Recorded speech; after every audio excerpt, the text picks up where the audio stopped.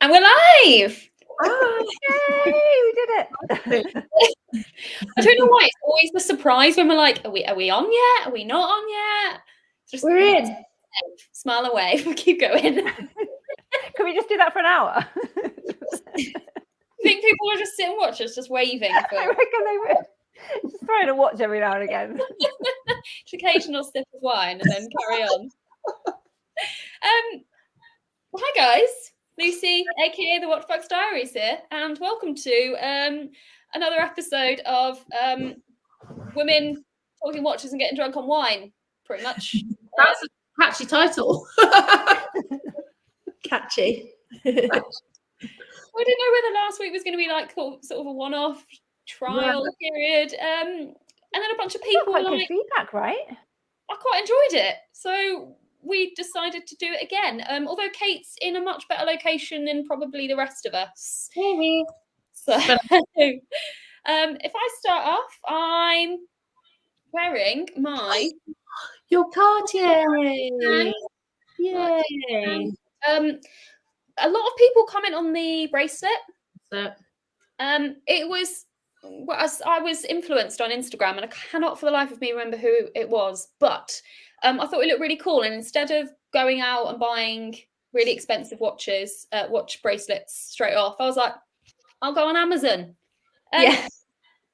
£5.99, guys. Awesome. And I'm on the wine already. Good girl. Not the beer this time. No, not today. Fancy beer. Is this there you go. It's a Sauvignon Blanc. Nice. Organic Viognier, darling. No. If you pair that with your Cartier. Do I sound fancy? Organic. Viognier. Organic means you don't get a hangover. Organic means you don't get a hangover. What bollocks? I keep praying. It's a good job this isn't Big Brother. Sorry. Kate, you're not wearing a watch. Yeah, I know. And I was going to draw one. But no, I went away. I went away and I locked everything up, and then I actually forgot to pack or wear anything travel. I know. I did this at a fancy watch meetup as well. It wasn't fancy at all, but there were fancy people there at this pub thing that I went to, and I got so much stick for not wearing a watch. I genuinely I'd just forgotten. I've been at David Duggan's all day, and I think I'd been trying on different things, and then just forgot to put my watch back on. And it was really embarrassing. I think you were there. I feel so naked without a watch. Hi everyone in the chat, by the way. Hi. Hello. Welcome to the Ramblings. Are you drinking anything, Kate? Me? Yes, I'm on. I'm having a little glass of warming red wine because it's pretty Baltic where I am. It's little. Yeah, that's 1 inch. It looks like quite a big glass. It's really not. It's a dribble. Good for me. Of those, but yeah. So not wearing a watch. Not wearing a watch. What would you be wearing? Short story, long story. Short. My current stock type thing, or we'll go short story for now. Oh god, Rolex date does. Boring. Travel, sturdy. There. Ticks all the boxes. There we go. Established last week Kate is a Rolex girly, and that's absolutely fine. There's nothing wrong with that. No shame. Hello no from shame. Germany. Wow. Hi. Yep. So hello from Germany. Hello everyone. We will do wrist checks. We're going around. We're doing the rounds. Hi from Switzerland as well. Wow. Wow. Amazing. Already measuring things in inches. Yes. It's funny. Hello. This is not a family friendly show. Perfect. Shari. I've got something a bit different on today. My Smiths, and it's got the Aventurine dial. Don't know if you can see it. But I love this watch. I think I borrowed yours originally, and then one of my lovely friends, Joey Cool, helped me get this. because you have to like sign up for time factors and stuff, don't you? But I love it. And I'm drinking wine. Oh, we're And so it's civilized. Gewürztraminer. The only one I really like. It's very nice. What? I don't know how to say it. Gewürztraminer. That'll do. Where's it from? Maybe put it in the chat if you can. Well, I don't know. France? Put it in the chat, and then people can just randomly send you wine. It'll be like that, lugs and jugs. Maybe we can get a watch and a wine sponsorship if we carry on with this. It's my favourite wine. They only really sell it in Sainsbury's and Marks and Spencer's, and not Lidl. Huh? Posh They don't shop. sell it in Lidl. Sorry. That's It's a German wine. Cool. Oh yeah. It's very nice. Light. I love that everyone in the chat is like, that's at Sainsbury's. That's aware.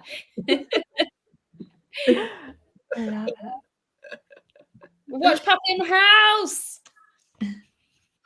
That's cool. I hope Grit and Bebe are doing well, by the way, Puppy. Actual puppy. Actual puppy. We miss Brit. We miss her. Over to you, Sam. What are you wearing? What are you drinking? Wow. Okay, I'll go start on the wine. If we're going to go that, it's a Waitrose, but it's like Waitrose own, so it's like £9.50, and it's my favourite, and it's Austrian. Oh, I'm going to get my wine now. I always pick that one up earlier. Yeah, and so it's kind of my go-to now, and like I don't even have a Waitrose that close to me, but like yeah, I kind of end up diverting to get it now. And then am I allowed to carry on a theme of watches I don't own but I'm selling? Go for it. Or shameless plug. It actually, you know what, it should get a bit more love. It's a Bell & Ross. I think it's called a Vintage XL. Guard the coat. orange detailing. Yeah, it's a really. I took some fresh photos of it today, and it came out really well in the photos. And I think I might try and kind of wear it, take some more photos of it. But it's a really nice size. I want to guess 38 mil chronograph. Looks big on you. No offense. Yeah. Oh, big. Yeah. It probably does look a bit big. But I don't know, I like it, and automatic. Not the right way. It's just big. Yeah. Mad watch collector in the house. Got these people. It's amazing. We're being called posh for going to Waitrose. Oh no! Like, well, I only get the wine from Waitrose. Everything else. It's like £10 and under. They don't like Waitrose own.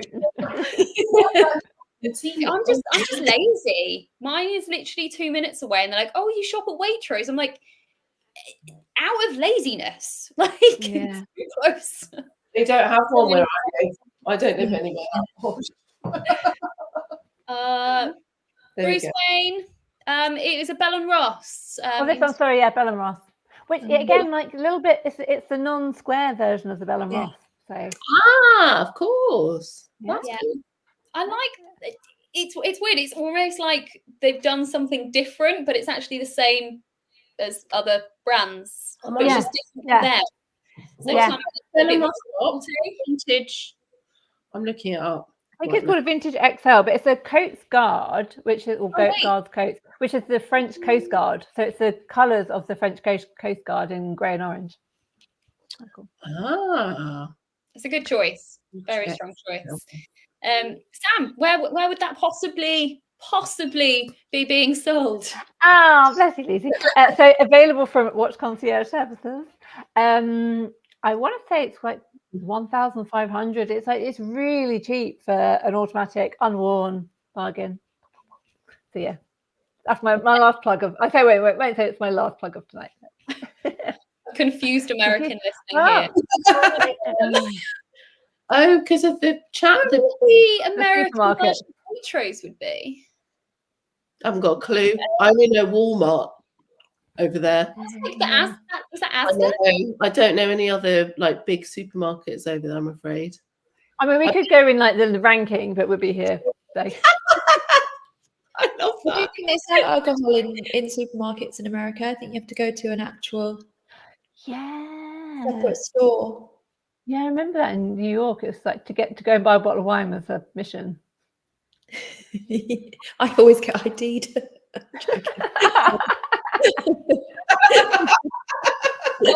Sorry, that wasn't me pulling a face at you. Not. I do sometimes. It's funny. I never get ID'd. Never get ID'd.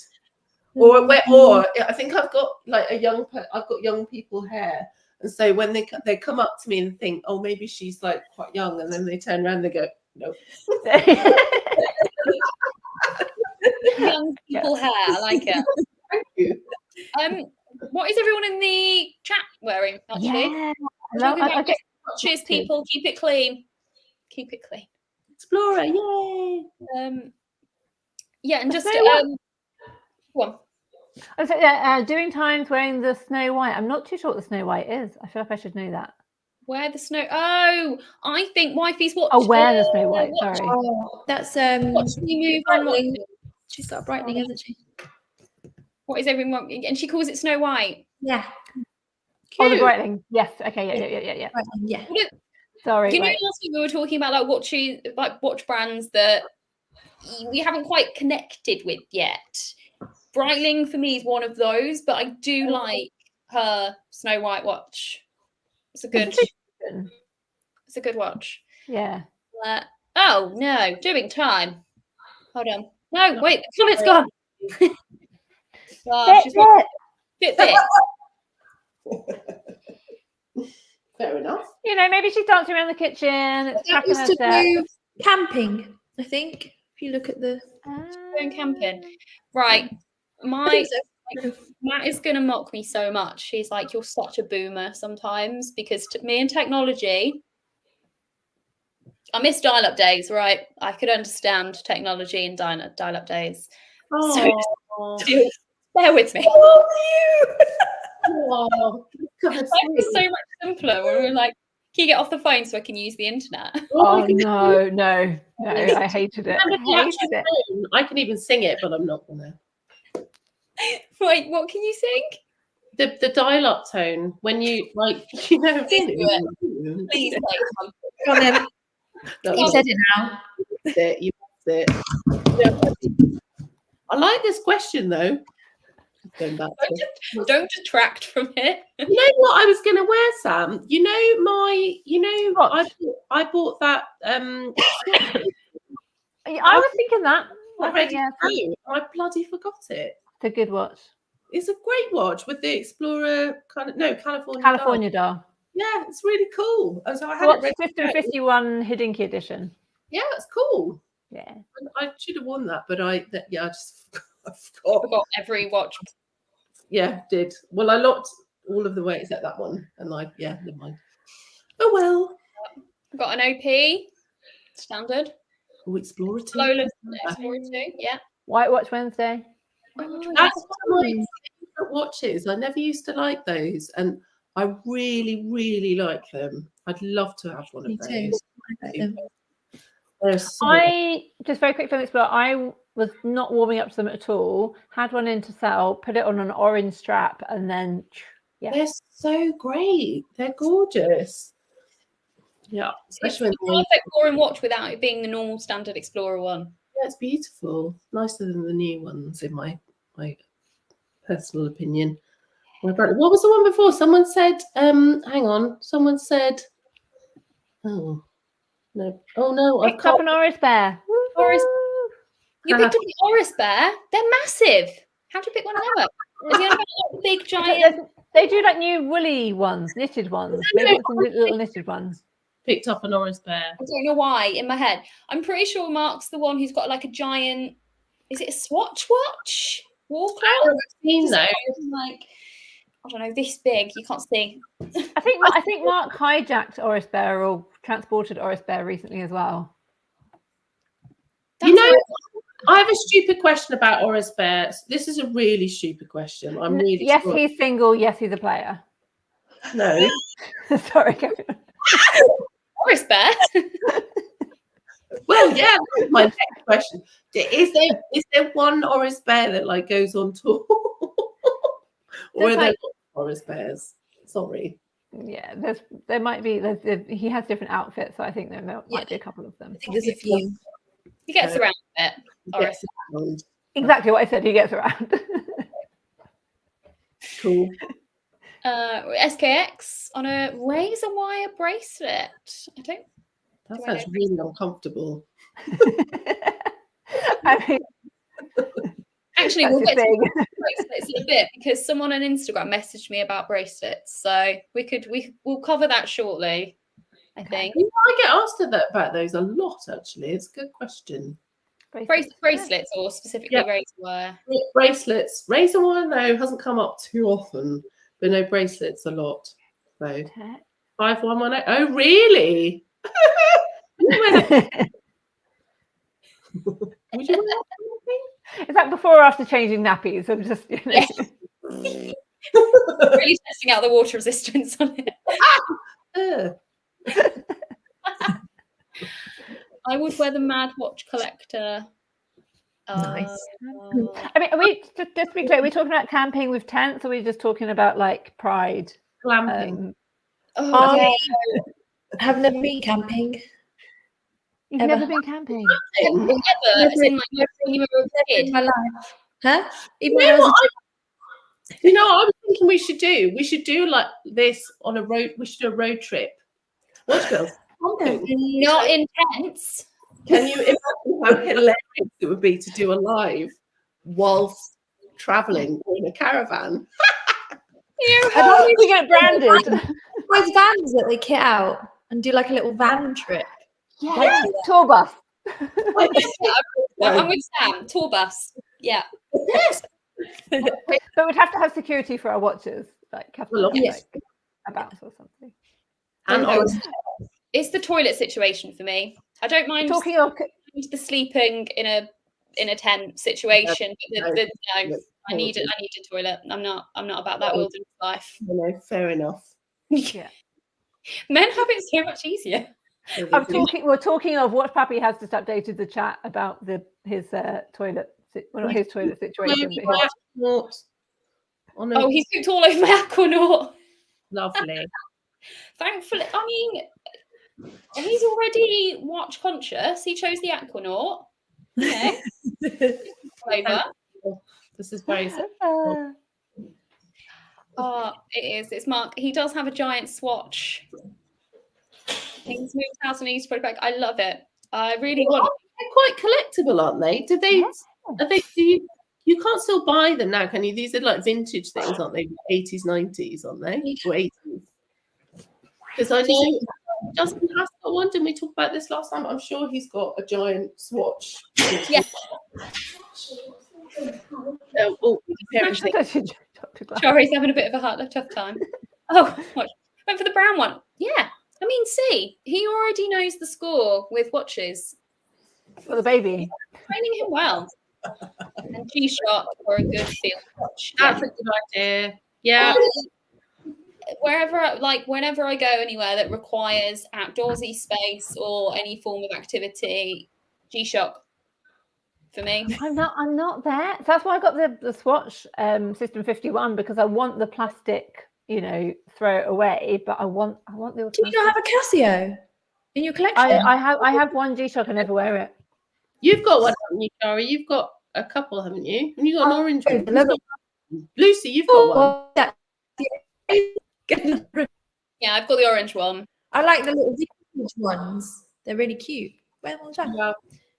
My brother has the same watch as you, Lucy. The little orange one. The little orange one. £15. Done. Yeah. Oh, yeah. I've got it in yellow and ordering, and it's still working. I can't get a yellow one. It reminds me of my ex-boyfriend's yellow car. I love yellow. A horrible yellow car. Has he just proven yellow as a colour, or yellow? Yeah. You know, with yellow watch pictures and yellow car memes. That's it. Everyone just harass Kate with like yellow stuff. Like, what happens when you watch? Yeah, the In-Betweeners. Yeah. Watch that. Someone else was talking about that the other day about the camping stuff, about the caravan thing. No, does that mean anything to you? No, don't worry. Don't worry. You know. It's okay. We clearly don't know. If you had to choose, right. Right, okay. Should we go for some questions now, I suppose. We've been on here for rambling for 20 minutes. This is how it's going to go from now on, isn't it? Right. If you had to choose one watch for every day, which one would it be? Kate. Oh no, don't start with me. Start with someone else. I'm the person that chooses last. You know, when you go around the table choosing people's food, I'm the one that picks after I've heard everyone else's choices. Sorry. I don't know. I might change my mind. Oh, we've lost her. Sam, go. I'll go. Oh, sorry. So, budget Casio.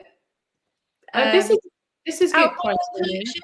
I would probably just go for the. I don't know what they're called. You know what we got? Like the orange one. Just a little. It's in Stranger Things, isn't it? Watching Stranger Things. Yeah, Eddie wears the black version. That's why I bought it. Oh, cool. So I'd wear that. That's so easy to wear every day. I always took. And then bougie, probably my Rolex OP because I really like that. It's easy to wear. Which one have you got? Have you got the pink?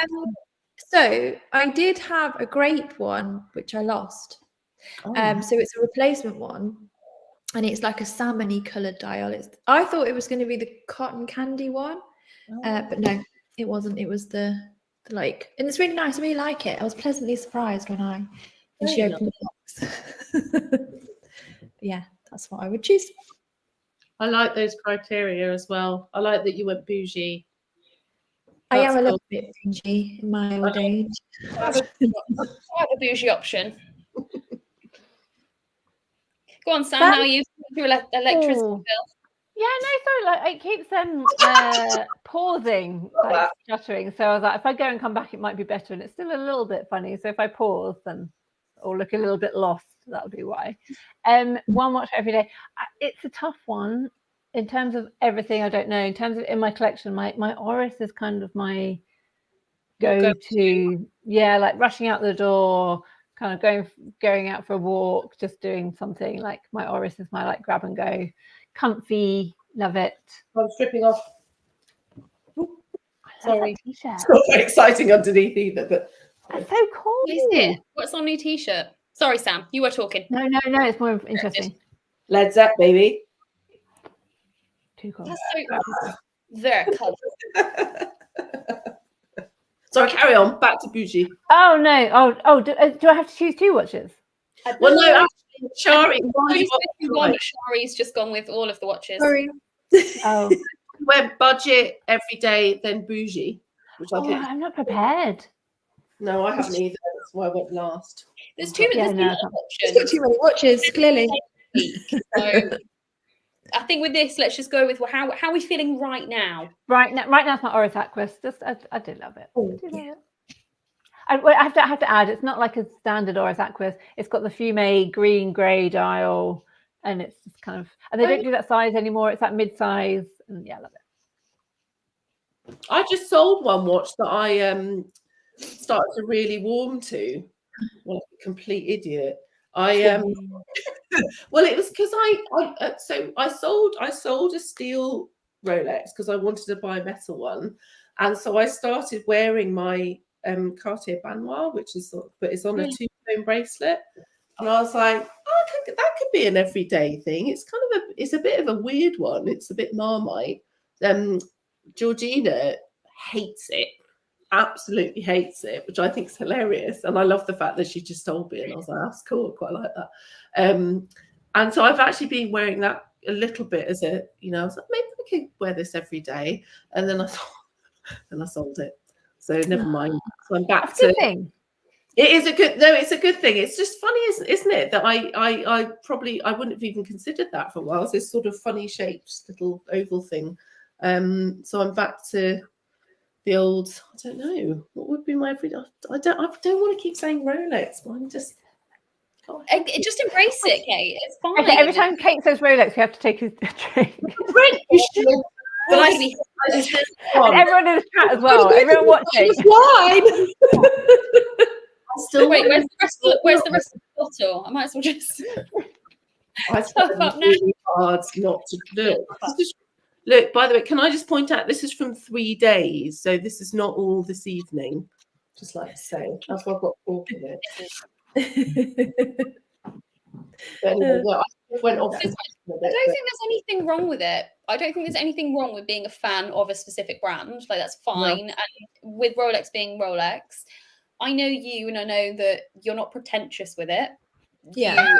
You have appreciation for other brands. It's those stuff that one of the things I absolutely love about the watch community is, and the majority of people that I've come into contact with, that a lot of them will be able to appreciate the majority of watches, regardless of their price or movement or, aesthetic, I guess. But there is a teeny tiny element of it of people being like, oh, you don't own this watch, like, don't even talk to me. But thankfully, I haven't run into many of those. No, I'll let you on the show, and you can talk about Rolex all you want. Yeah. I liked, I missed Time for a Pint yesterday. Apparently that was a good one yesterday, because it'd been a long time. Well, Chris normally do them he does them quite regularly, but he sort of stopped doing them quite as regularly. And apparently it was a great turnout yesterday. And I love that as that was the first kind of communal event type thing, general event that I went to with watches. And that was great, because that was everything from a 20 quid watch right the way through to some mega stuff. And it was great. And yesterday was a great turnout. Apparently I heard a little bit about what watches were there, which is quite sweet, before I heard about who was there, which is quite yeah, I love that. I like that. Here, as long as it's not a fake. Oh dear. Oh, no comment. Drink. No comment. To drink every time someone mentions Bremont, I guess, as well. Oh, as a Bremont retailer, I would like to keep neutral. I saw that other question about the tank, which I thought was kind of... Yeah. So, yeah. J. Paul, ladies, which tank would you choose? And do you think the sides of the American are too thick? I think that puts me off them. They're curved, though. The reason I like them is even the bigger ones are curved. So you will find a sort of sweet spot with them is this. They are quite chunky. But the reason that even the little ones work, because some people don't like the little ones, but they have quite curved cases. So I think they fit quite nicely, in my opinion. There's different sizes of the American as well, though. Yeah. So there are different options for people. Exactly. Well, I'm obviously a tank lover. Yeah. I have a tank. Some people like the narrow. I've got it's super simple. The American can be quite slim, which is quite nice. So it's a longer watch, which is quite nice. I don't like on glaze. Has anyone seen that? Sorry. Yeah. It's monster. The shape is just slightly different, which I appreciate. It's not super out there, but it's also not your standard shape. Yes, we're like that. Yeah. What about you, ladies? I was going to put a curveball in and say I'm not a massive fan of the tank, but I'm going to pronounce it wrong. No, I'm not going to pronounce it. I'm a huge fan of the Basculante. I was going to say Basculante, but it's not Italian, it's French. I'm a huge fan of Basculante, and that is my Cartier of choice. And I've seen one like pop up in an auction that's quite reasonable, and I really want to go for it. But tell me, I definitely won't buy it. One that's like actually no, I'll send you the link. But I just love that watch, and it's just like a little deck chair, and it's just love it. It's like a deck chair. Oh my god, I couldn't put my finger on what it was. It's a deck chair. It is. The Basculante has been on my wish list for years now. They're so cool. Weirdly, I'm not a fan of the Reverso, but I do like the Basculante. I like the simplicity of a Reverso. The Basculante can be a bit of a faff. But... The Reverso is good for a boomerang, Instagram boomerang. Wow. And that's why you should buy it. Marketing campaign.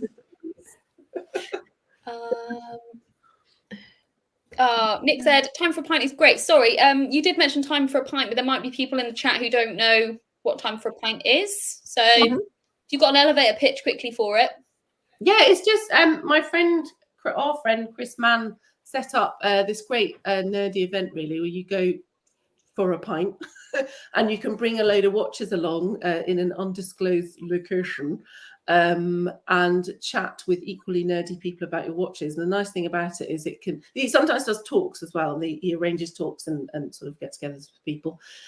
Generally not in the trade. This is people that are just collectors of all things watches, and it can be anything from sort of military enthusiasts right the way through to modern watches, but generally it's on the vintage side. But anything goes. It's all very relaxed, and it's about 10 or 15 quid a ticket or something like that, and generally there's sort of 30 people turn out. It's just a really nice low-key event, and I loved it when the times I've gone. I really enjoyed it. So yeah, I would just add to Nick's comment, I do find it a little bit, in a good way, but I do find it a little bit more nerdy 100%. and hardcore than Red Bar. And I think when I went and I was like, oh, well, like, I don't know, I showed them a watch and someone was like, oh, is that like a 1234.5 or a 1234.56? I'm like, a lot of that. Yes. But the basic you learn a lot. With the red for that is, you tell me, and then they just go, wow. Yeah, exactly. Like, it's a great opportunity. You see a lot of watches, you learn a lot of watches. Everyone wants to, they really want to know. It's really nice. Yeah. Well, yeah. I'm glad Nick said something good about, well, I think it's a good thing about the Red Bar.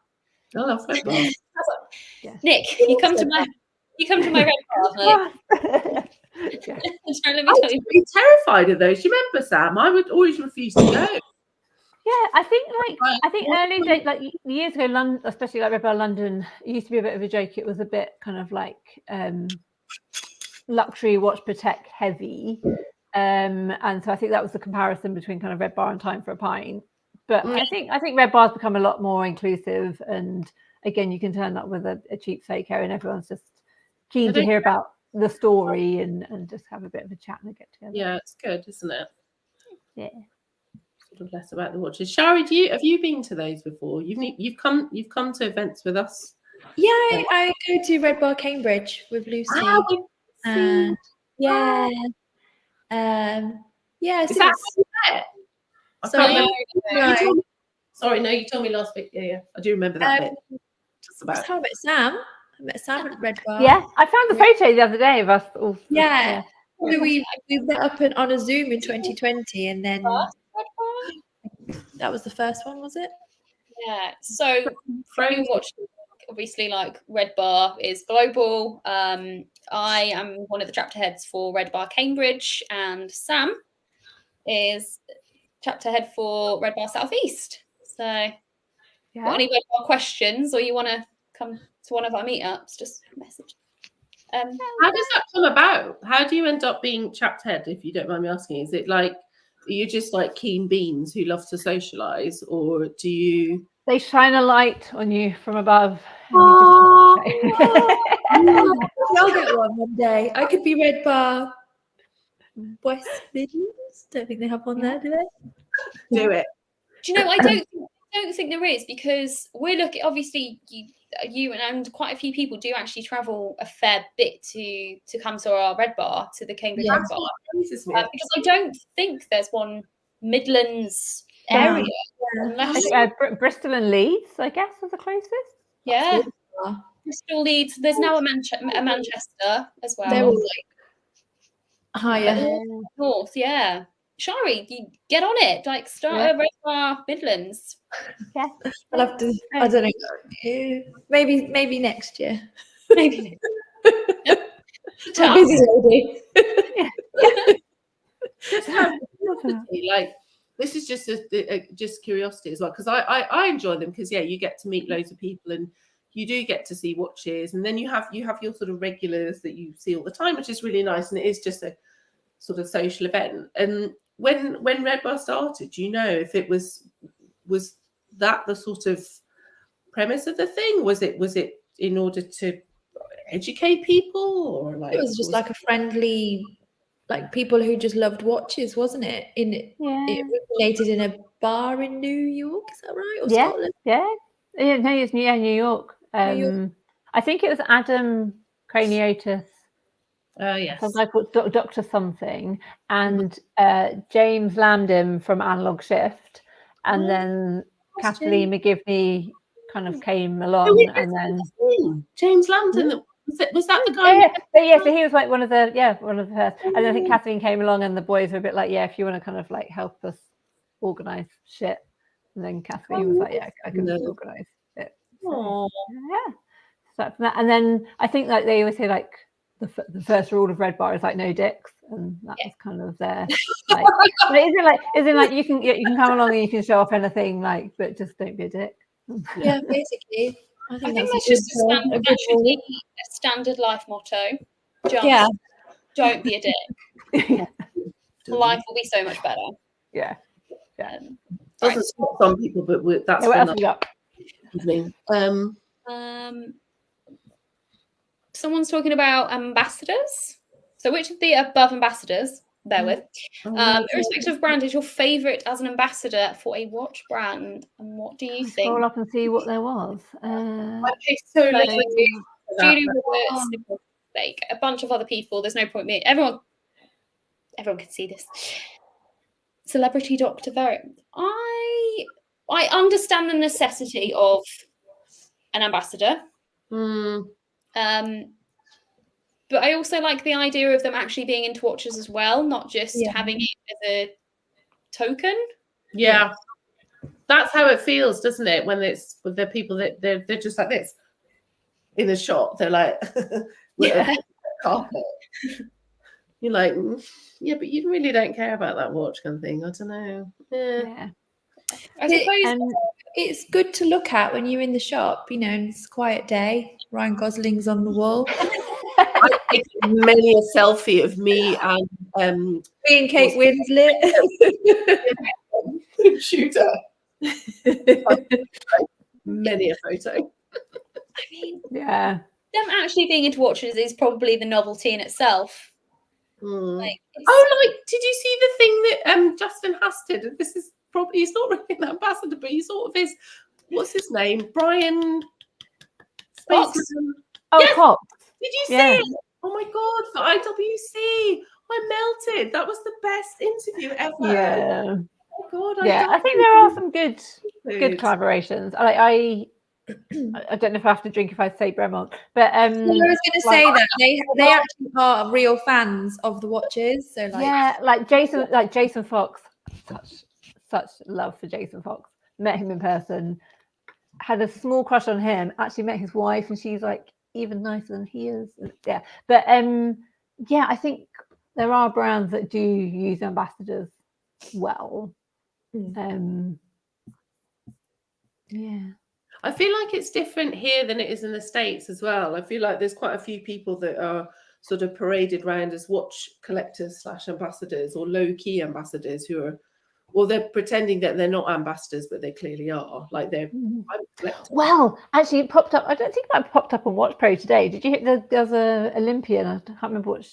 Oh no, she was a commentator, and part of the BBC, like, you know, to work on the BBC, you're not allowed to promote brands, and you can only wear brands that you've paid for, and she was wearing a gold Breitling, which she hadn't paid for, so she's in trouble with the BBC for wearing a gold Breitling.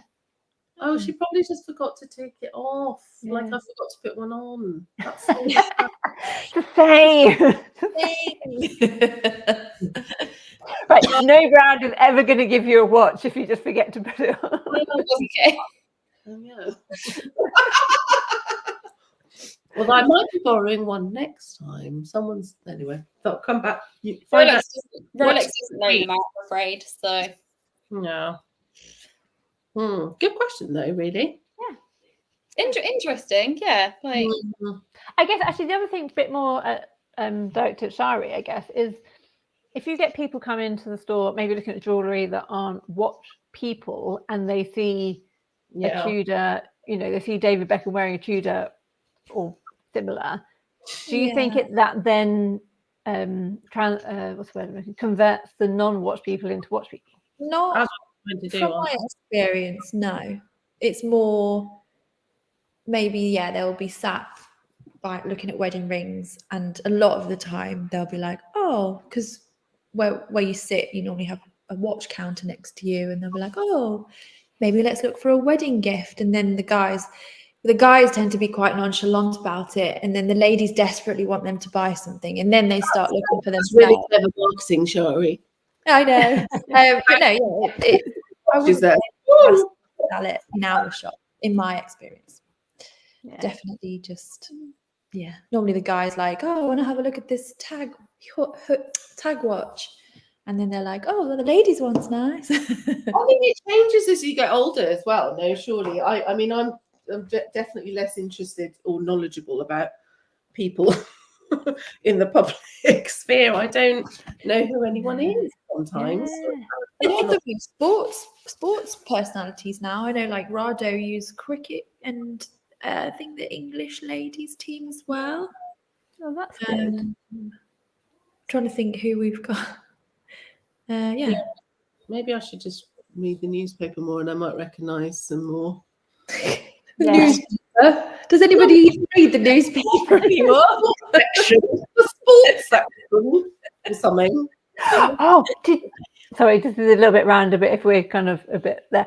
Did you see there was a really unfortunate Christopher Ward advert that was in a newspaper opposite a really appropriate? Lucy knows. Lucy, fill me in. I can't remember what the details were. What happened? It was something like, for example, like the Christopher Ward advert was like, for example, I don't know for sure, but like when you can't resist it, or you just can't say no, or something like that, or you can't help yourself. And it was like opposite, like an article about like sexual abuse or something. What? Oh my God! Yes. Hold on. Wait. I'm looking. Googling. It was King Flume posted. It was a very unfortunate place. Of course he did. He spotted it straight away. Come on, Lucy, fast. We can fill. Oh, someone said Clooney for Omega is actually a huge turn off in my home. Oh, I was like, Clooney. Ooh. Clooney's in the chat. He's aging pretty fast. Actually, I haven't kept him on the chat for a little while. Unfortunate placement. Hold on. Watches. Why is it difficult to? We're not going to like put it like make it high. Okay. Anything else in the chat that we can? Ed. I can't add people to chat. Ed says Bremont and Busters are proper. Right. Hold on. Present. She's got it. Christopher Ward advert. See, I like redacted actual. See, this is true. I don't pay attention to ambassadors. I do my research on a brand, their history. Watch, right? No. Oh my God! I think that's literally in the magazine I was looking at. Oh my God! And then what's that? I like how Mark knew that. Oh shit!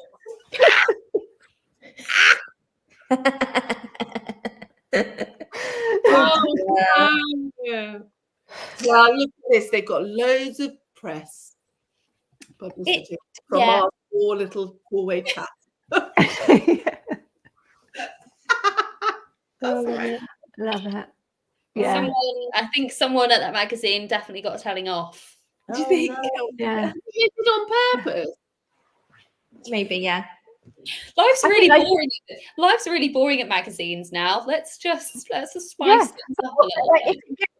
If it gets extra views, then that probably kind of they do it on purpose. Do you guys? This is probably is this controversial? No, it's not controversial because none of us are watch magazine. Do people buy watch magazines now? I look online always. You can still buy them to keep. We're those kind of people that like to have them on the coffee table, and I do read them, and I do look at them. I want to read. What's your friend Sam? That nice girl that you met. Scarlett. Yes, I love the Yeah, she's her publication. Instagram is too cool. I love her publication. What is that? Have you seen it? Her Instagram is Scarlet in the Shire. Yeah. Yes. And she writes a GQ, and then all the. But what's the one that she's just released? Too cool for school. Yeah, I can't remember. It's beautiful. Like, is this her? Like, is this another publication that she's? I don't know if she teamed up with like Mr. A, but there's like a whole. Yeah, I feel like there's another publication that's out there that's. Find it, because it's a beautiful looking, very cool book. A magazine that I'm going to get, Scarlett. I'm going to look it up right now. And I'll tell you what it is, because it's really cool. Whilst you're doing that, I'm subscribed to Oracle Time because I thought I could use the magazines as photo props, and then I just keep forgetting. Let me find it. Oh, I can't find it now. Let me find it. Carry on. Talk about yourself. I like the Oracle Time newspaper. I like having a magazine sometimes. Like, I like a book. I like a magazine. I like to sit and, Wonderland. Wait, I think someone mentioned Wonderland. Wonderland, yeah, it's very cool. Yeah, Wonderland. Well done. Yeah, and Scarlett Baker. Right. Yeah. I love what she's doing with them. It looks really funky. Yeah. Scarlett Baker and very cool illustrations, and I just really like that. So I'm going to get these. I think they look like nice things to keep. Yeah. Anyway, sorry, carry on. Interrupted. Oracle Time at all? No. Oracle Time. Yeah. So yeah, I keep thinking like I'll get it for like to read it and use it for photo props, and then I forget. So, Oracle Time's a good. They are nice to keep though.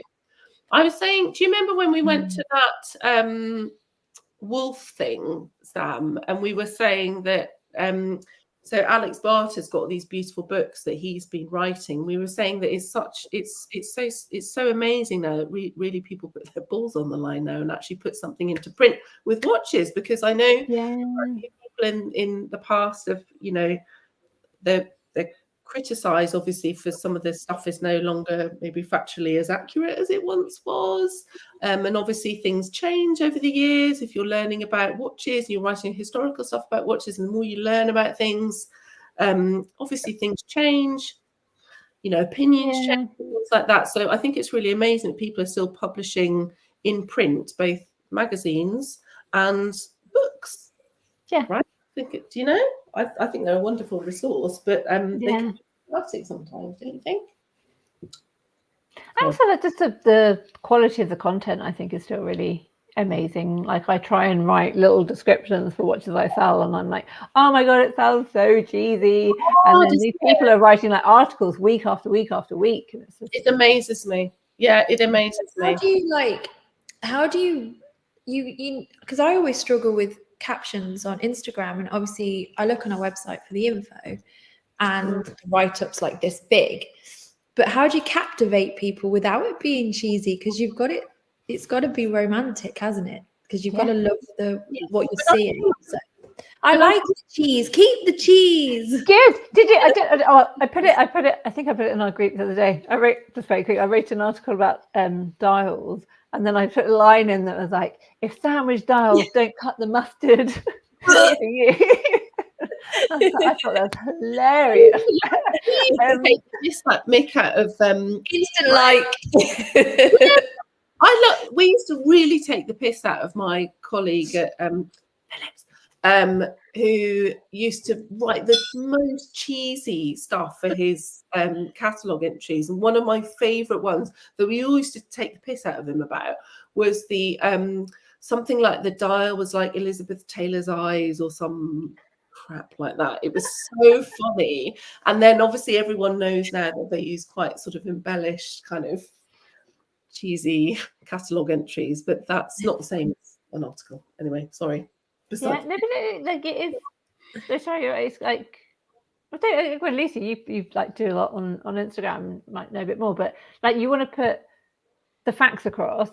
You obviously want to sell, you want to sell the product. You want to be honest, but you're not going to be like, oh, I think it's part of poo. You want to try and sell it, and you want to kind of be cheesy, but not too cheesy. And it's I don't think there's anything wrong with having a slightly cheesy bit in a caption, whether it's a dad joke that people are just going to automatically be relaxed about because it's kind of lighthearted, and then you get a little bit of information on there about the watch and try and relate to it. I mean, the amount of people that I've seen on Instagram and TikTok and stuff with the cheesiest of captions. But it's just a hook. They've got like millions of views. So clearly there's something in it with cheese. I'm a fan of a dad joke. If something makes me laugh, there's a little bit of personality. Yeah, that's true. I feel like it's going to be easier to connect. Yeah. And then you get a bit of information on it, and then I don't know. Sometimes on my captions, I'm just like, "Here's a picture." Yeah, I have to say, Adrian at Bark and Jack. I mean, obviously it's clickbait, but I think like I say, he's good at clickbait. I mean, I don't follow his YouTube. I'm a bit rubbish on YouTube, please, I'm sorry. But I don't follow it religiously. But I feel like the clickbait is it is interesting and it draws you in, and it's it's something controversial, like the watch I hate, and then when you end up like watching the video, it's like, well, I don't hate it, but that's one thing about it. You're supposed to get people to spend time on your whatever product or whatever it is, isn't it? That's why they do it. It's a little hook thing, and then ... and then can't be asked all that. I'm just like, usually a picture should be enough to draw me in. Yeah. Personally, that's what I do. If I like a picture, I'll read it and whatever. I don't read it. And also everyone put everything in the chat. Okay, you're our audience. Put it in the chat, and then we'll learn from what's the what do you actually like. Although, like, I'm not going to dwell on it too much, but the whole hacking situation. Oh no, But the amount of people that clearly just sat on their feed and scrolled and liked and scrolled and liked and scrolled and liked, it didn't actually realize that it wasn't you, that it wasn't me. Oh, weird. That's because they like you as a person and they follow you, so they thought, hey, cool, what's she doing now? But I think there's an element of people just it's such quick entertainment. It's but I also, for me, when I see people I know and I want to support them, so I'll always like them. I might not read the whole caption. And you have your favorites as well, don't you, who you really like? If dad jokes are dad jokes, what is a mom joke? That's the one. Anything wine related. Too tired. Mums are too tired. It's like, shut up. Pass the wine. That's the joke. Do more comment like, God's sake. Where's Matt tonight, Lucy? I'm looking for him in the comments, and he's not there. Yeah, he went to the gym. I thought he was potentially going to pop in and do like a cheeky watch Pappy like cheeky unsolicited wrist check. But he hasn't. He's just buggered off. So Matthew George. Oops. Kill everyone for telling. Come on. Most watch media is in the pocket. The articles written by. What? A lot of them, Pinklum being one of them, Fratello being one of them, they write at the top of their articles 5-minute read, 30-minute read. Lots of magazine publications do this, don't they? Which is quite useful, actually. I think sometimes I like that you can manage your reading content now. As quite often a lot of us want to spend time on pieces, and it's the same even with the captions. I've saved things on Instagram that I want to come back to, or I screenshot it and send it to myself. So I must look at this. There's so much thrown at us all the time, so I do think that's a really useful thing, and I think it's nice when writers are conscious of that too, is that you need a little bit longer to this or whatever. So I quite like that. I think a lot of the time, like saying the publications are getting the press releases. So they're getting the press releases, they're getting the press photos, and they've not actually yet got hands on with the watches. So it depends on the brand and the release and how it's going. But sometimes they're going to have to put content out without seeing the watch and with just the press release. So it's in terms of facts. Does it? Doesn't happen with vintage. No.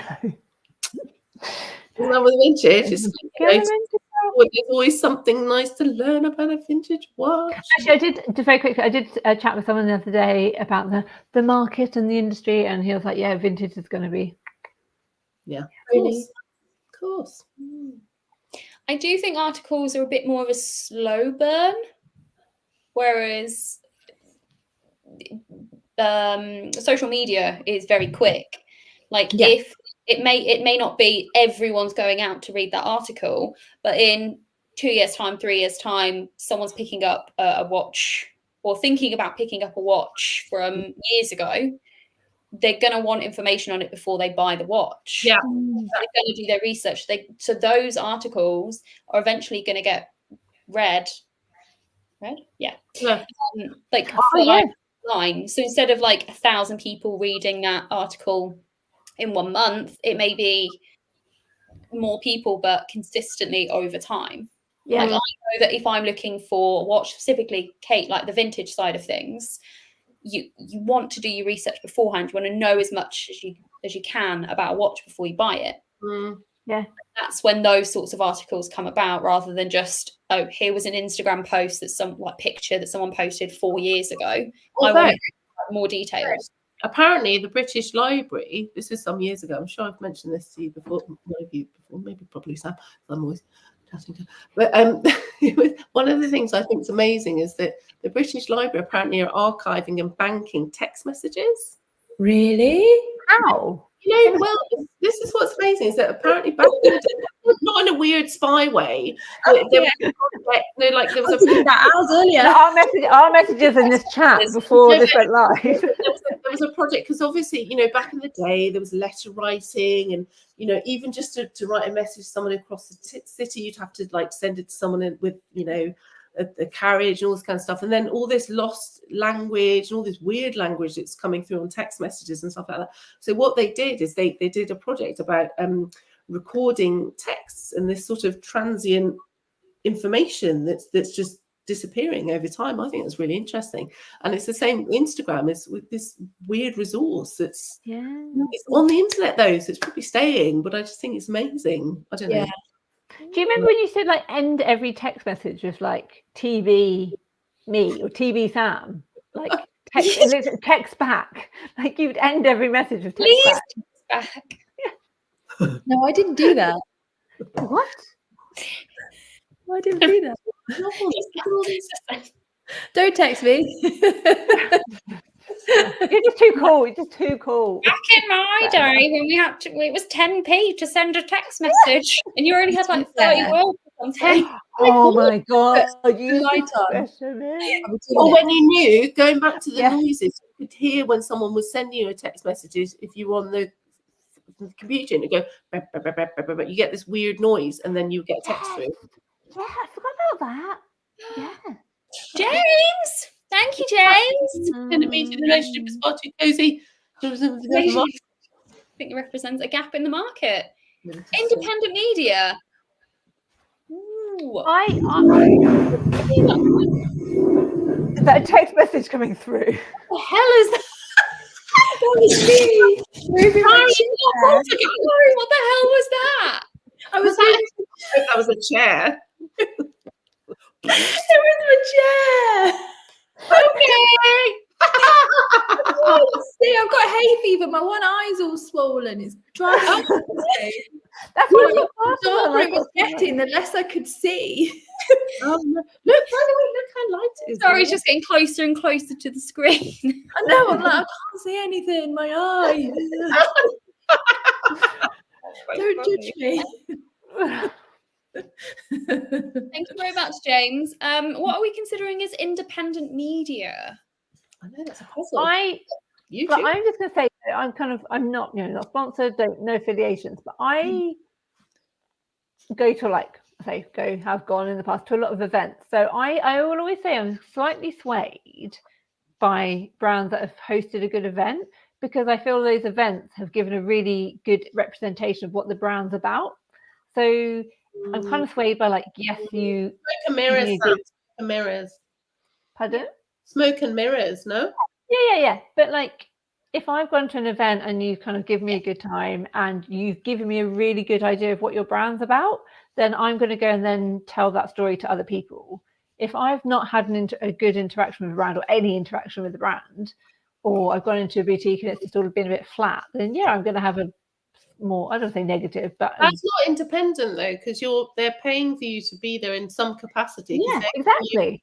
Glass of champagne or whatever, and it's you've had a great event, you've learned a lot about the brand, but it's not like, that's what I mean. So I feel like I'm independent, but so then these journalists that are being paid to go on these holidays and to these really fancy events, like how is any of them going to be independent? It's really no, of course. I kind of pride my own channel on being unbiased. Like my pretense when I speak to a brand is, I would love to review your watch, however I'm going to say what I want about the watch. And to me that's independent. That's I can say what I want. I do also take on I'm not going to be horrific about a watch if it's not a horrific watch. If it's an absolutely horrific watch, I'm probably not going to touch it. To be honest, you would just slightly decline. I'll be honest. I like to be honest, but in a polite way. But I will always point out things that I don't like about a watch, and regardless of whether it's paid, regardless of whether it's a loan, regardless of whether I've been paid to anything. It is purely independent, and it's my opinion completely. So I think I'm an independent medium outlet. But why does everyone need like opinions with like watch articles anyway? Because surely it's entirely subjective anyway. It's like you don't have to handheld all the way through your watch stuff. Like I appreciate an opinion on things, but it's like, well, you know what, you take these things with a pinch of salt. At the end of the day, if you don't like the watch, you don't like the watch. Yeah. So it's do you know what I mean? When I read an article, I'm looking for fact or a well-written article. I'm not necessarily interested in you like to see the pros and cons though. Whenever I'm looking for something, I always want to see, like, if I watch a YouTube video on something that I want to buy, I'll probably want to know a bit about, like, yeah, this is a really great model, but then also it's got this about it that maybe you might not like. So I do quite like to see a bit of both. Not in like a, don't buy this because it's ugly. Well, I might think it's beautiful, but yes, it's quite chunky. If you're not too keen on the chunky watch, don't buy it, kind of thing. That I think maybe like or comparing it to like similar models, like, okay, well, if you love the Tudor Black Bay 58, this is maybe a little bit thicker than that. Or if you love the lume on this watch, this lume isn't maybe quite the same, as good as that. So you're kind of highlighting what's maybe not great about it, but not in a completely negative way. Yeah. That's probably a good question. Like, what do you actually want to see from an article or from I use the term review, but anything that provides information on a watch, like what exactly do you want out of that publication? Yeah, more than anything, because that's what I mean, is that I don't mean this sounds really derogatory, but I'm not reading a watch article as if I would a newspaper, in that I know people sort of judge you about which paper you read and all this kind of stuff, and I think it's okay to endorse some publications over other, because maybe you just like the way that a journalist writes something, or it is. Do you know what I'm trying to say? Like, I don't know. I don't think it's as problematic to as it would be with general newspapers. Oh, I don't know what I'm trying to say, really. Sorry. Shut up, Kate. Yeah, I guess it's like the big publications, like the brands with the big marketing budgets are always going to get preferential treatment. Thank you for to sensible chat, Sam. Oh no. I was going off on one, and yeah, but then you're not going to get a true reflection of their actual opinion because they've got money to say that, which is good. That's what I mean. So there is an element. I guess that is, Hodinkee is going to be swayed, especially if they're selling brands in their shop or. Yeah, but I guess that's nice that there are people like Lucy and obviously other influencers that we trust because we know that they are not just getting a shit ton of money to advertise a watch. Yeah. I suppose with like the bigger brands, it's a little bit of a fine line between advertising it and bringing recognition to a specific watch and actually having a valid opinion and people trusting your opinion on that watch. It's very risky, isn't it? Balance. Yeah. When you get to that stage. Yeah. It's risky. Isn't it? And also like, well, I say for you and I guess for any of us, in terms of like being independent and having followers, like you don't want to pick up there's been watches that I'm not going to make names, but like I picked up and I'm like, no, we don't like it. Like I think compared to X, it's cheap. I don't like this, don't like that. And then there are people that, you know, within our community that have gone out and paid good money for those watches. So I'm not going to sort of sit there and I don't want to sit there and be like, oh no, I think it's shit. When people that I know and appreciate and do like the watch, and for them it ticks their boxes and they're happy to pay that money for it. Like Kate last week with your Hublot. All right. I was hoping you would. I was going to wear it tonight as well. For anyone that doesn't know, like this Hublot is special because it's the anti-Hublot. I haven't got it to. Oh, do I have it? I put it away. I had it. It's anti-Hublot. It's a three. I will not say. I don't want to say how much I paid for it. It's a £900 Hublot. That's £3 Hublot. It's a service watch. I don't know what it's made from. I think it's made from plastic. It's got a quartz movement in it. It's tiny. It's a service watch. So if you took your £10,000 into Hublot to get service, they would give you this cheap quartz plastic. I didn't know that. Will they ever service that? Pardon? Will they ever service your service watch? Just have interest. I don't know. It's got a battery. It's got a battery and it's running fine. And the only other thing I did, which is really nice, through my services, but the original strap was a little bit too long, so I got a custom made strap for it, but it had the little cutouts. Sorry, yeah. So yeah, that's my service watch. Look at my Instagram; it's on there somewhere, I'm sure. The service watch is really cool. Oh no, the H word. Wait, which H word? Are we talking about? The Hodinkee one. Oh, the Hublot or Hodinkee? I'm sorry I was mean about your watch, but I still. It was funny. Don't worry, I'm just teasing. I love it. It's so funny, but I'm sorry, they're just not my cup of tea. Just like Sam doesn't like a Cartier tank, and it's my pride. Don't say that like on YouTube. People aren't supposed to know that. We don't know. What? But she said she didn't like a tank when we were live. Right. I didn't say we were live. I said it to you after a few drinks. You said it today, earlier. She definitely did. No, I said. I might have said instead. Yes, I might have said it. Okay, rewind this and then correct me if I'm wrong. Quick, cut. This is being recorded and it is going on YouTube. Anyone watching that you want to catch up on this entire rambling, or you want to prove that Sam definitely said she's not a big fan of tanks, yeah, it will be on there. Exactly. I don't. Are we sticking to like an hour? We've gone over an hour. We've gone over an hour.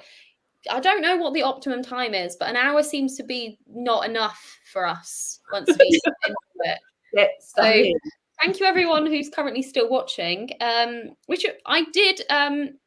Now I can post stories now on Instagram.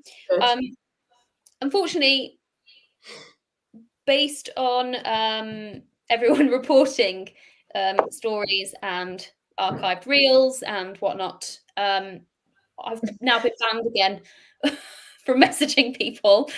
So I can reply to comments on pictures and stuff, and I can post stories, but I cannot message you for 3 days. So I'll harass people again soon. I did manage to put a post up, and we have a few questions. So let's quickly whiz through some of those, and then we'll ask people in the chat if they have any questions as well. Okay. Maybe talk a little bit more. Okay, so best travel watch under 1K. Me and my C63. I feel like they might be Christopher Ward fans. Best travel watch. Why? Like a GMT? Wait, Are you asking us? Kara's like, Lucy's talking. I'm now. Best travel watch. Best travel watch under 1K. Okay. I'm thinking, like, what have Hamilton got? What sort of travel would you? Okay. I love a Hamilton. Huh? Under 1,000 is almost like a quartz. Like, I can't think of a good mechanical over. No, there's loads. I'm actually doing a little thing on a khaki expedition next week, and I think they're great. I don't know how to this, but I will do soon.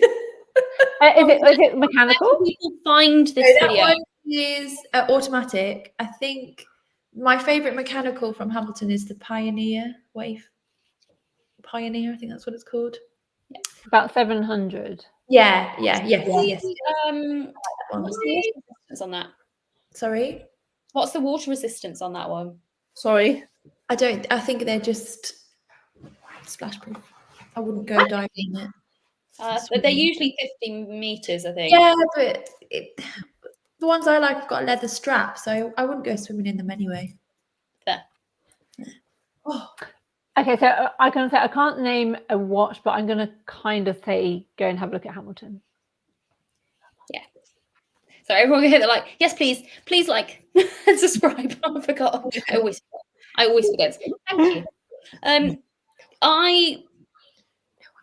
I've probably said this a million times, and this is going to be a standard basic bitch answer, but the Tissot PRX. Oh yeah, I quite like those. Yeah, the pink one. Oh my gosh, I love pink at the minute. The pink one's very cute. Cheryl's embracing the pink. I am. I'm embracing the pink. I'm a hardcore emo who loves pink.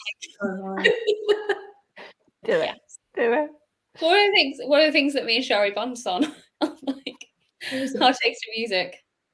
I think Kate's got the emo fringe going on at the moment. Sorry, I know. No, we don't apologise. We love it. Like, we love it. Pretty well. Where are you? I'm so sorry.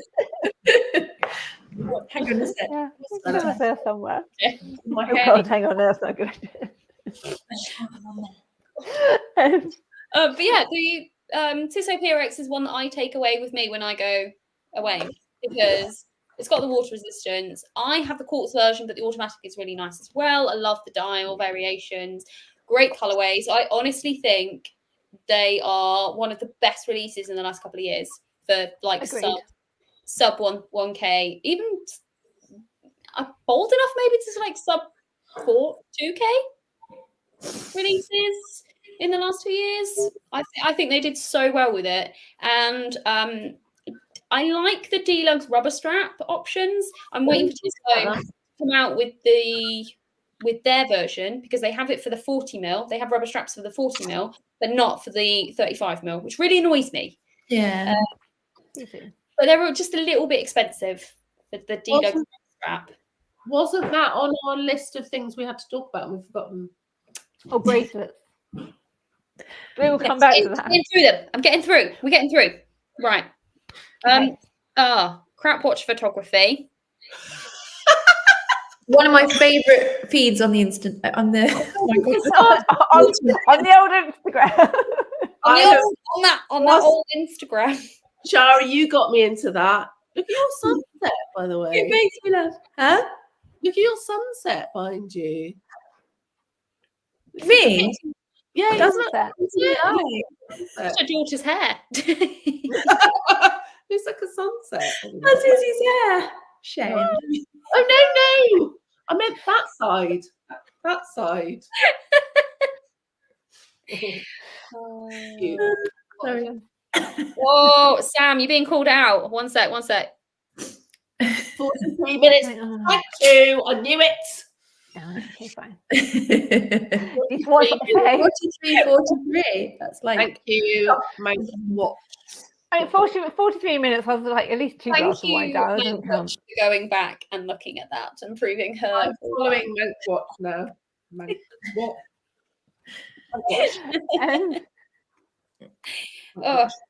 Right, is there any other questions?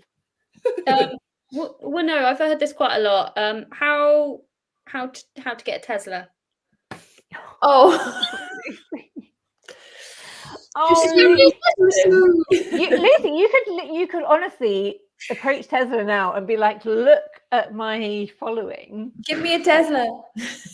So people, it's a little bit funnier now, okay? But last week I had people messaging me like, hey, congrats on the Tesla. Yes, sorry, I forgot. Slow on the uptake, yes. Mate, it's too soon. It hurts. I forgot about that. I didn't. At me. Are they the ones where you can see the ghosts? Yeah. No, don't want that. Sorry. You can see the ghosts. You know what I mean? Have you seen them on YouTube? What? You know when they alert you to like what's in the road in front of you, apparently they're showing like ghosts. You can see, like, sometimes you look at it, it's a figure and you stop. Sign me up. Love a horror movie. I don't want to be in one. As is going ghost hunting. Family business. Yes. Supernatural. Woo. It's a supernatural reference for people out there. No. Trying to come no. Which Omega swatch would you get by Watch Lover X? Snoopy. Oh yeah. I mean, I've always loved the Omega Snoopy. Like before the hype, just loved it. So yeah. Yeah, I'd like that. Sign me up. There are elements I know that are cheap and nasty, but I still love it. Oh no, I think they're great fun. I buy what Sam tells me to buy. I don't know. Sam said, "Get the Snoopy." Snoop, that's sorry, not an Omega. James feels sorry for me with my Tesla trolling. Thank you, James. Thank you very much. We can carry on if you like. I'm just going to buy a drink and just sit in the corner and just rock back. But hey, you can drink in the car because it's self-driving, so. And you won't run into any ghosts. No, technology's going too far. I've seen iRobot. Oh yeah, don't. I'm so sad. It's coming back on us. No, thank you. I'm good. No. Okay, time to loom. Worst strap or bracelet you've tried and why? Oh, see, this is a funny. A lot of people ask this question though. No, probably the moon swatch. Terrible strap. Apparently it's awful, and it stains. Apparently, too big. What stains? And the strap is too long. No, the strap's I don't think it's the strap that stains. I think it was the back of the Neptune, wasn't it? Was it? Yeah. I thought it was the back of the watch with the actual. Yes, I think it's the watch, the blue plastic hands. Oh. I've heard things. I don't want to upset people if I say things because there's a lot of independent watch brands out there, but I don't want to cock things up. I mean, you can drop some hints. Sounds like. No. I'm always looking for alternatives to the old what's it called? Rubber bee. Oh yeah.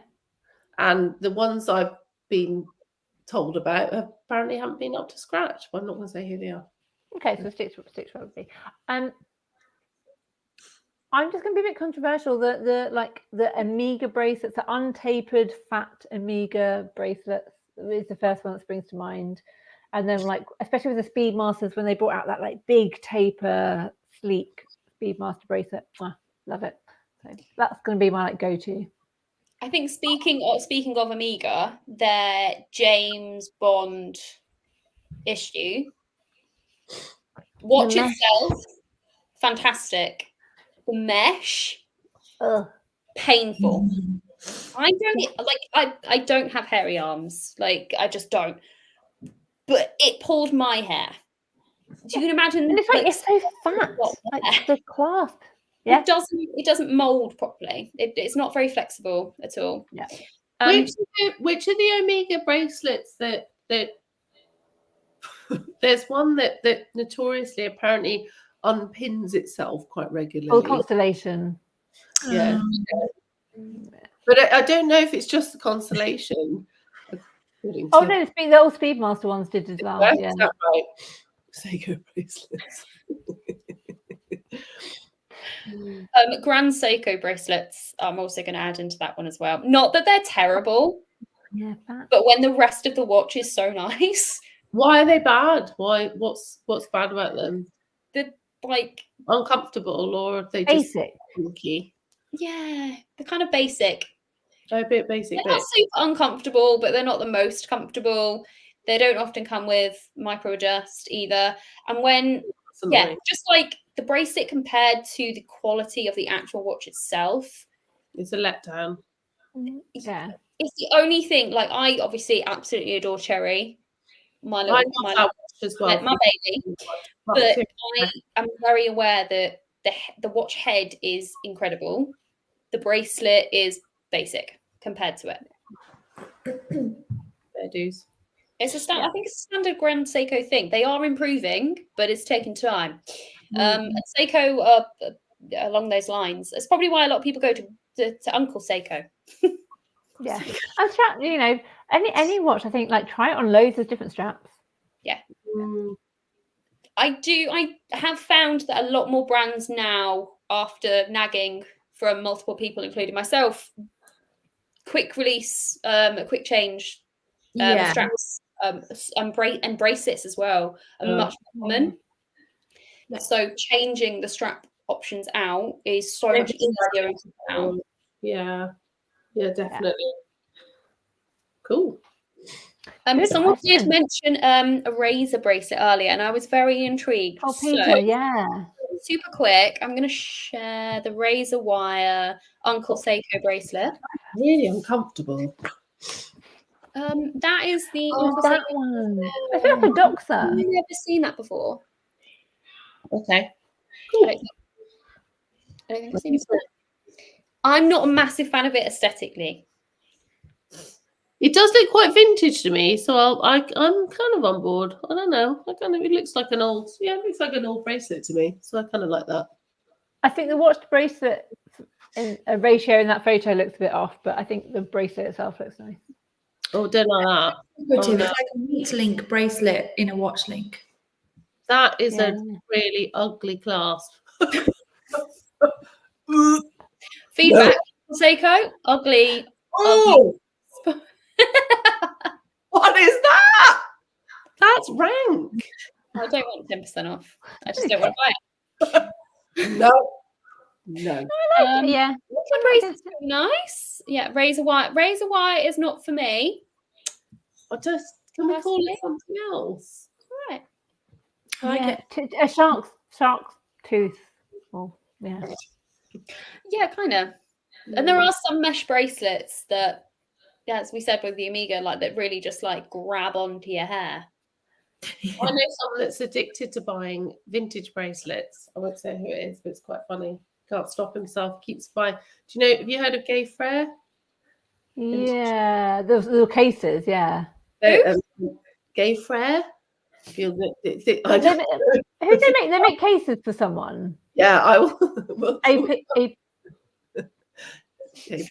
Stop laughing. But someone I know is completely addicted to buying these bracelets. I love how you got the giggles on me. Oh, no. It's not even that funny. We're saving this for another episode, okay? Like, maybe we'll come back to this one. We'll talk about history. Oh my god, we should do that. Yeah. I'm adding that. I'm adding that to the list of things for to come back to. History. We need to do like a naughty list live. Yes. We're gonna do a naughty list live. Because it's important when you're buying a vintage. Is Kate that smoky eyes or a fog lens? Oh, it might be a fog lens. Oh God, I know. Is that better? Yeah. He's just going for them. No. I do have smoky eyes, probably. Or is it your smoke? Oh, you mean smoky eyes? No, it's my lens. Smoky eyes. Oh dear. Oh. Gay for us. No, owned by Rolex. Not Perez, gay Frere, as in brothers.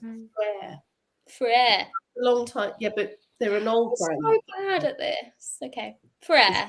Frere. They're brothers. Frere. Like Ferrero Rocher. No, Frere, as in Frere. Mon frère. Yeah. My brother. Like Sœur and Frère. Brothers. This is brothers, Frere. How many times can I get you to say it? I'm adding that. I'm making a list of for our. Okay. I think we have more questions. There's one in the chat. Let's go with that one first. And then we got to go. On men wearing traditionally. I love it. I think it's great. Do it. Watches for everybody. Wear what you like because you love it. My favorite account. Yes. My favorite account for this is Mr. A. It's just like Instagram at Mr. A. And yeah. I mean, just for the women out there, if you see his face, that also helps. But okay. Let me follow him. I'm joking. Like, he very rarely puts his face on Instagram. You're actually going to follow him. Yeah. But yeah, he does it well. We do get a lot of questions because I think someone else messaged about that as well. I mean, obviously we broached the subject last week. Worried about size. Yeah, we get to wear men's watches. Why shouldn't they, like men, wear women's sized watches? You know, that's a weird thing that I've noticed at David Duggins. Every other person, if every other girl comes in and asks for a Cartier Panther, every other guy that comes in says, "I'm really sorry, my wrists are really small, so I don't wear a big watch." It's like, no, you haven't got small wrists. You're just not. You're average, mate.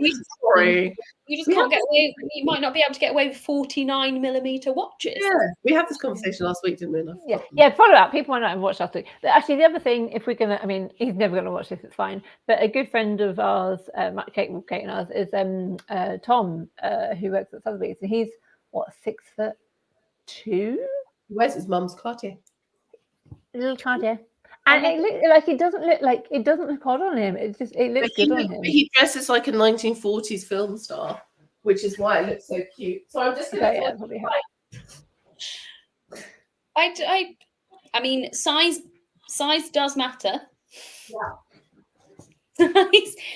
What you're comfortable with, isn't it? But what you're comfortable with is also very important. Yeah. Yep. So there's a sweet spot for everybody. Like a guy might put it on and be like, "Oh, that's too small. No, thank you." But if you think actually you like it, go for it. Yeah, 100%. Like there's, as I said, like there's a sweet spot for everybody, but though that sweet spot is different for everyone, and it's absolutely fine. What's a bit like? You don't need to see on the poof. She's on the move. Lunchabetic Matt, we're getting a tour. He's getting comfy. Well, it's not 41mm, not for me. God almighty, that's very... I'd probably say it's like 38, 40. Yeah. For me. I'm a 36, 39 kind of gal. Yeah. Like if I go by what we sell, we do sell a lot of bigger watches, but yeah, 38, 40, 41. 38. 32, yeah, well done. Yeah, 32. So if anyone's ever met Nick, tall, like. What is that? Are you describing your perfect man? He's broad. That's the word I was looking for. Like he's got Nick. He's a teddy bear. There you go. He's a teddy bear. That's what I was trying to say. Nick's a manly checker, man. and he wears a 32mm Santos, and he freaking rocks it. Oh, 32, that's all right, though. Yeah, like Yeah. he What's to do with absolutely rocks the it. bracelet's not tapered. The bracelet's wide, though. It's different. But just, yeah, I'm very much an advocate for, like, wear whatever the heck you want and tell everyone else to bugger off if they have a problem with it. Okay. But that's the other thing. I don't think anyone ever has a problem with it. Sorry. Like, no one's gonna be like, "Oh, I'm sorry." no one's gonna be like, "Oh, I'm sorry. I think that watch looks bad on you." Like, Some people do, like internet warriors. Yes, you get Yeah, I get that. I get people go, that watch is too big for you. Yes, it is, but it's not mine. My next video that's coming out, shameless plug, is about the Omega Ploprof. I am obsessed with this watch. Absolutely obsessed with it. And the amount of people that messaged me and slated how big this watch was on my wrist, how much it didn't suit me, how much I shouldn't be wearing a watch that size. I was just like, okay, thank you for your opinion, but I freaking love it. So I'm going to rock the hell out of it. So it is firmly on my list still. Cool. can I ask, was it the steel or the titanium? Steel. Was it heavy or? But yes, I wore a titanium for like half an hour, but it had the, I don't know if it still has it, but it had the bracelet, but it was like really adjustable on the bracelet. You could like, don't know how you describe it, but I had it on for half an hour. It was like fitted well to my wrist, and it was fine. It was big, but it was fine.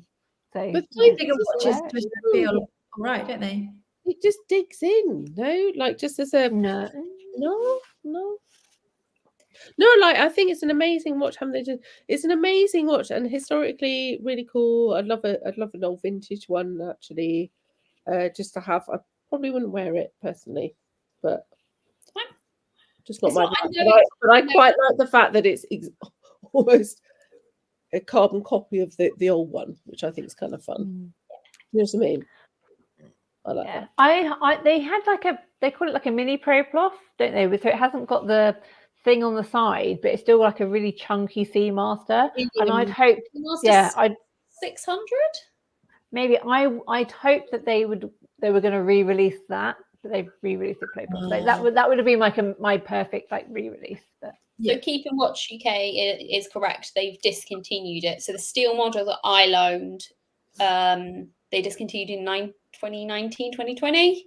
The only one that they've got available at the moment is the deep blue series that they did last year. It's the summer one, the denim summer one. Yeah, the one that like changes shade depending on like the depth rating of it. I like Hans and Cog. Need to try a Ploprof underwater. Exactly. He's a diver. Can we get him doing it, please? Can we get him to Ploprof and get him to?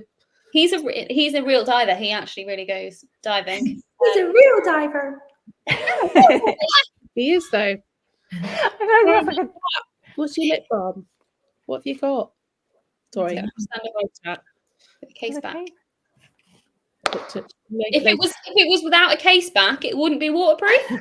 And also Ploprof or Ploprof. Ploprof. Ploprof. It's professional, isn't it? So Prof. Pro. It's not plop. No, because it's French. Also, but the noise it makes when it hits the water is a plop. No, it's professional. Exactly. So plop. I like the idea of a plop. No, it's plop. All Sam sees is plop. Plop. 1970s. Wait a minute. So there was a 1970s baby Ploprof. What Ploprof was there? I did not know there was a 1970s. I did not know. It's nice. 1970s. I always thought it was a big job. No, there's like a there's a few iterations of it. Yeah. You know, like the 1970s. It's an interesting watch, honestly. Like, well, no, it really is. That's why I'm not being I'm not an Omega girl, but I at the same time there's so many there's so many things about that brand that I love, and that's not a watch I would personally wear because I think it's really uncomfortable. I find it quite bulky. I love the fact it's a tall thing. That's cool, but I don't it's just not practical for me. But I do appreciate the sort of interesting Ploprof. Yes, exactly. Well, I had one in to sell, and like photographing it, it reminded me of like a 1980s concrete building. Yeah, like cool. Ugly, but just really architectural and really interesting. Oh, really cool watch. Yeah. But yeah. Okay, next question. That's it. It's mostly people asking. Can you each name a favourite brand and a kryptonite brand? Kryptonite brand? What's a kryptonite brand? Where's that? On Instagram. Instagram. I posted on Instagram. What's a kryptonite brand? Well, that's kind of what I thought too. I guess one that gets you in your Achilles heel. Yeah, a brand that maybe you can't resist. Like it's your kryptonite. We all know what I feel like. Oh my god, do we need to drink? I'm not saying it. But I love a little. Yeah. I love a little Movado. I love a little. Oh, there's so many things. Now we're on Ploprof. What? What's a Ploprof? I love people's spellings. I think he went Ploprof. Oh yeah, brute force answer to Rolex's escape valve. If you watch my YouTube video on hopefully on Sunday, yeah, we're a little bit of history. The rest of it you can just Google, or James can fill you in with. Yeah, I finally subscribed, Lucy. So you can subscribe below. I don't literally only because I have nothing to do with YouTube at all. And when I watch your videos, it's usually I'm logging into your Insta and I follow you on Insta and all this kind of stuff. So I watch them that way. Guys. But now I was like, well, of course now I get them all the time. You're the only person I watch on YouTube. That's it. And my daughter watches Harry Potter videos, and that's it. Your daughter's now going to be getting to the Lucy's. It's so cool. Kryptonite. Oh, poisonous repellent. Okay, yes, a quick. Thank you. Okay, so is he saying a watch we really, really love and a watch we really, really hate? Brand, yeah. Are we going brands? Or are we doing brands? Oh no, we're not doing. We did that last time. We can't do brands anymore. So mean. Yeah, we was brands. Yeah, no. Fine repellent. That's so problematic. I did also post. What? Okay. What about of the week? So, what the brand you love of the week? Ooh.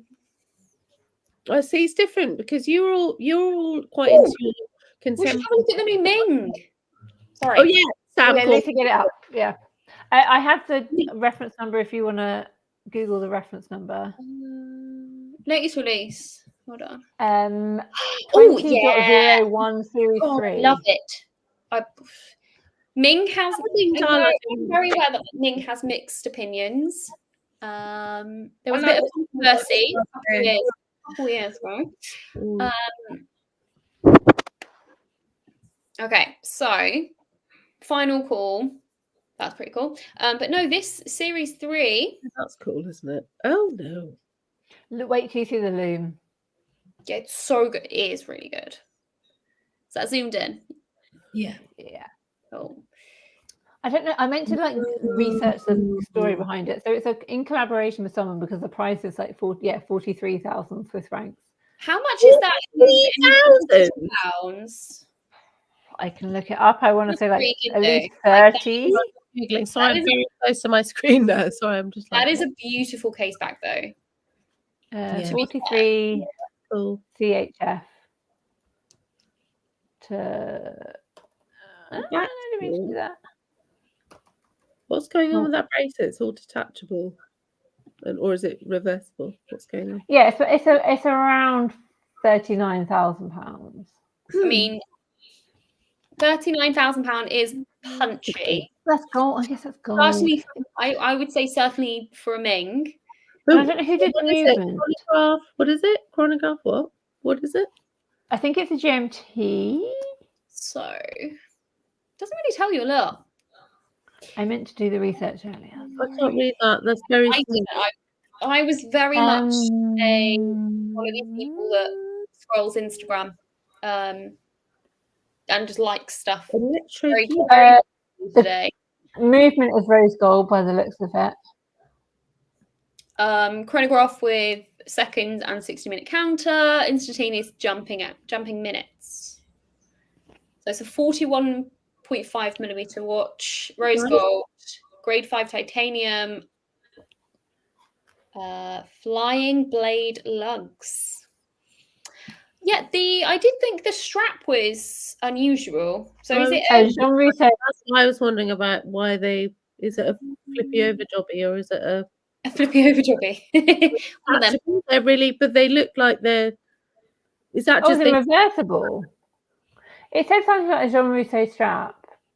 Well, whatever. Don't get I think it's absolutely beautiful. Yeah, I think it's pretty cool. It's not for that price, but casual. Just a casual. Are we saying not for that price because of the brand or because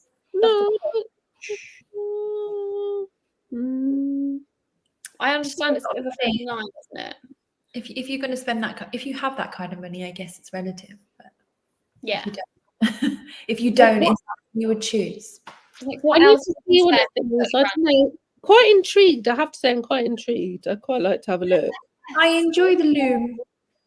I'm not entirely sure what to make of that. I'm getting loads of vibes from it. Yeah, sometimes you see an image of a watch, you're immediately turned off and immediately love it. I'm very interested to see what that looks like in real life, so that's cool. I would love to see it. Yeah. There's a watch of is it Geneva Watch Days or something at the end of this month? Yeah. You should go. I wonder what's going to come out after that. Yeah, I guess. I mean, I don't think it's usually where brands release things, but I feel like there should be some releases. Wow, I'm intrigued to see this texture. But like, if I could ever see this texture in person, that would be incredible. Yeah. So that's like loomed as well. Yeah, I love the loom on it. I'm really enjoying loom at the moment. I'm very puzzled. What was it? Chronograph? Yeah. Oh, right. We'll go pin in it. We'll come back to that. I need to look at that. Very interesting. I'm intrigued. I'm confused and intrigued in equal measure. That's good. That's good, isn't it? When that happens. So, the chronograph movement is a. Thank you. That's the stuff we need. Yes, chronograph. Yeah. So I think like if it was like made by Langer, then I'd be like, okay, cool. But I guess some of the more independents are a bit more interesting. You just have to do your research into whether they're an independent that's good or an independent that's not good. Yeah. Again, like some of the horror stuff is amazing when you go into the technical side of it. Yeah, I agree. Yeah. Cool. I guess there's a whole connection of brand history, brand recognition, and you automatically assume that they're going to be good quality because they're from a specific brand that you know and they're well known. And then there's brands that are a bit more independent that you're like, yeah, it's going to be really, really good. Like it might be good or it might be really, really bad. Yeah.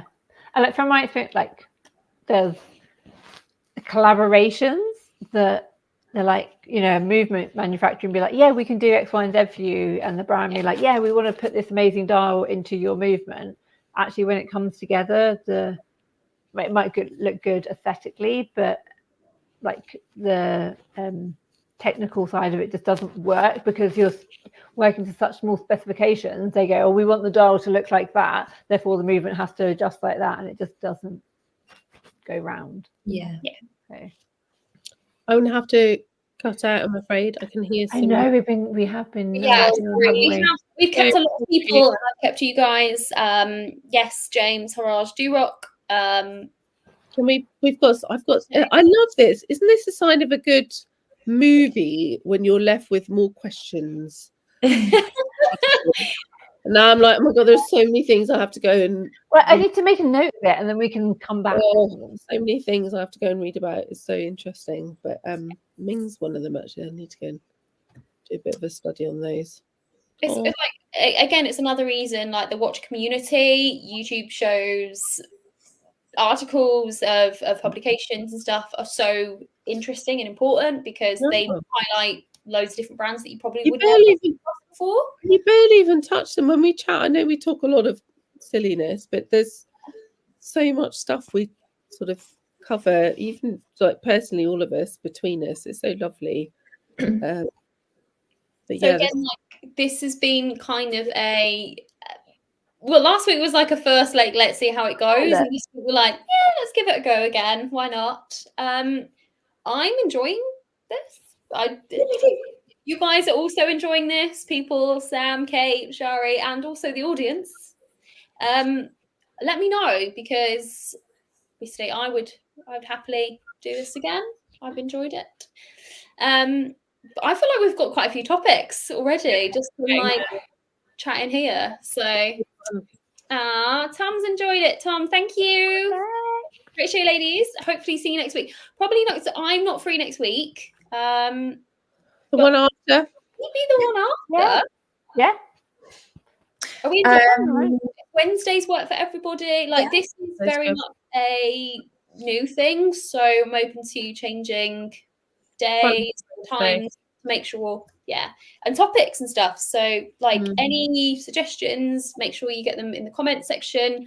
We should probably do the like and subscribe thing. So we're gonna so there are some new bits from some popular brands coming out at the end of August. So I will happily bring some home and we could maybe talk about them and see what you think, and I can show you them just for some fun. Yes. Not lucky what they are yet. If you're interested, that'd be amazing. Shall I bring vintage?